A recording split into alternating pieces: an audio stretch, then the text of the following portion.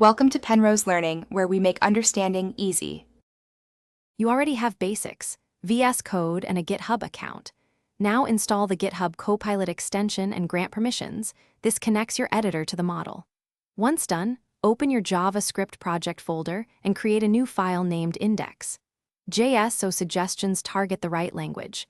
Make sure to sign in with the same account that has Copilot access, because otherwise suggestions won't appear. Finally, confirm the language mode is JavaScript. That ensures completions, and context-aware snippets match your code. You begin coding by writing a descriptive comment or a function signature, because Copilot uses that context to propose code. Next, include nearby variable names and expected return types so suggestions align with your intent. As proposals appear, accept the best one or cycle through alternatives. Make small edits to guide subsequent completions. Once you refine a suggestion, Copilot adapts to the pattern, so iterating quickly yields more accurate code. Also, use keyboard shortcuts to navigate suggestions without breaking your flow.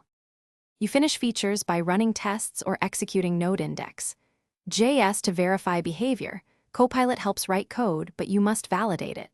Once tests pass, clean up comments and align naming so future suggestions remain consistent. If a suggestion is off, modify the surrounding prompt or add a clarifying comment and regenerate. Copilot learns from the immediate context.